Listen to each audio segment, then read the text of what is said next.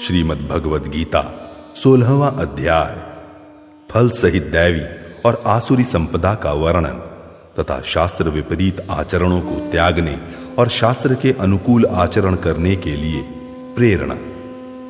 श्री भगवान बोले, भय का सर्वथा अभाव, अंतःकरण की पूर्ण निर्मलता, तत्व ज्ञान के लिए ध्यान योग में निरंतर दृढ़ स्थिति और सात्विक दान, इंद्रियों का दमन, भगवान, देवता और गुरुजनों की पूजा तथा अग्निहोत्र आदि उत्तम कर्मों का आचरण एवं वेद शास्त्रों का पठन पाठन तथा भगवान के नाम और गुणों का कीर्तन, स्वधर्म पालन के लिए कष्ट सहन और शरीर तथा इंद्रियों के सहित अंतःकरण की सरलता, मन, वाणी और शरीर से किसी प्रकार भी किसी को कष्ट न देना, यथार्थ और प्रिय भाषण, अपना अपकार करने वाले पर भी क्रोध न होना, कर्मों में कर्तापन के अभिमान का त्याग, अंतःकरण की उपरति अर्थात चित्त की चंचलता का अभाव, किसी की भी निंदा आदि न करना, सब भूत प्राणियों में हेतु रहित दया, इंद्रियों का विषयों के साथ संयोग होने पर भी उनमें आसक्ति का न होना, कोमलता, लोक और शास्त्र से विरुद्ध आचरण में लज्जा और व्यर्थ चेष्टाओं का अभाव, तेज, क्षमा, धैर्य, बाहर की शुद्धि एवं किसी में भी शत्रु भाव का न होना और अपने में पूज्यता के अभिमान का अभाव, ये सब तो हे अर्जुन दैवी संपदा को लेकर उत्पन्न हुए पुरुष के लक्षण हैं। हे पार्थ, दंभ, घमंड और अभिमान तथा क्रोध, कठोरता और अज्ञान भी ये सब आसुरी संपदा को लेकर उत्पन्न हुए पुरुष के लक्षण हैं। दैवी संपदा मुक्ति के लिए और आसुरी संपदा बांधने के लिए मानी गई है। इसलिए हे अर्जुन, तू शोक मत कर, क्योंकि तू दैवी संपदा को लेकर उत्पन्न हुआ है। हे अर्जुन, इस लोक में भूतों की सृष्टि यानी मनुष्य समुदाय दो ही प्रकार का है, एक तो दैवी प्रकृति वाला और दूसरा आसुरी प्रकृति वाला।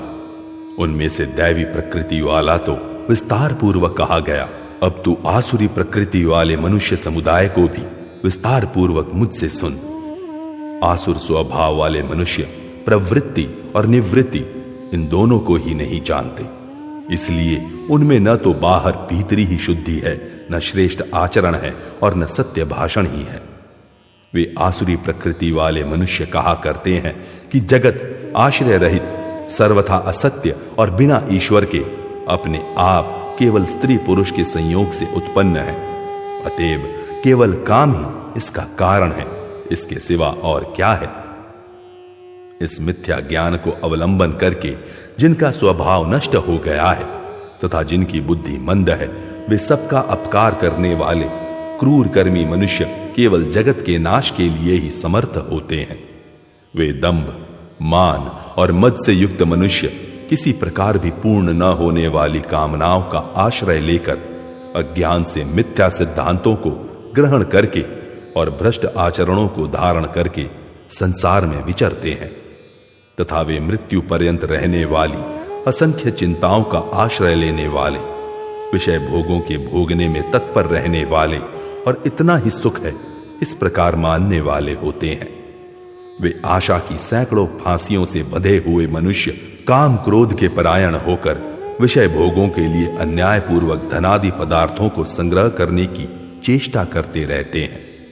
वे सोचा करते हैं कि मैंने आज यह प्राप्त कर लिया है और अब इस मनोरथ को प्राप्त कर लूंगा। मेरे पास यह इतना धन है और फिर भी यह हो जाएगा। वह शत्रु मेरे द्वारा मारा गया और उन दूसरे शत्रुओं को भी मैं मार डालूंगा। मैं ईश्वर हूं, ऐश्वर्य को भोगने वाला हूं, मैं सब सिद्धियों से युक्त हूं और बलवान तथा सुखी हूं। मैं बड़ा धनी और बड़े कुटुंब वाला हूं, मेरे समान दूसरा कौन है। मैं यज्ञ करूंगा, दान दूंगा और आमोद प्रमोद करूंगा। इस प्रकार अज्ञान से मोहित रहने वाले तथा अनेक प्रकार से भ्रमित चित्त वाले, मोह रूप जाल से समावृत और विषय भोगों में अत्यंत आसक्त आसुर लोग महान अपवित्र नरक में गिरते हैं। वे अपने आप को ही श्रेष्ठ मानने वाले घमंडी पुरुष धन और मान के मद से युक्त होकर केवल नाम मात्र के यज्ञों द्वारा पाखंड से शास्त्र विधि रहित यजन करते हैं, वे अहंकार, बल, घमंड, कामना और क्रोधादि के परायण और दूसरों की निंदा करने वाले पुरुष अपने और दूसरों के शरीर में स्थित मुझ अंतर्यामी से द्वेष करने वाले होते हैं। उन द्वेष करने वाले पापाचारी और क्रूर कर्मी नराधमों को मैं संसार में बार बार आसुरी योनियों में ही डालता हूं। हे अर्जुन, वे मूढ़ मुझको न प्राप्त होकर जन्म जन्म में आसुरी योनि को प्राप्त होते हैं, फिर उससे भी अति नीच गति को ही प्राप्त होते हैं, अर्थात घोर नरकों में पड़ते हैं।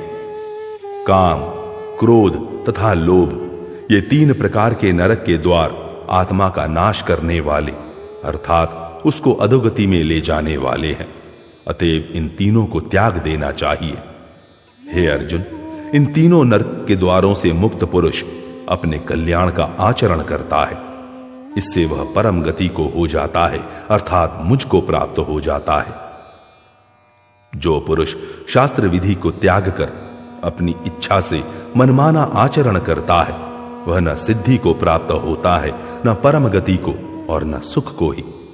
इससे तेरे लिए इस कर्तव्य और अकर्तव्य की व्यवस्था में शास्त्र ही प्रमाण है। ऐसा जानकर तू शास्त्र विधि से नियत कर्म ही करने योग्य है।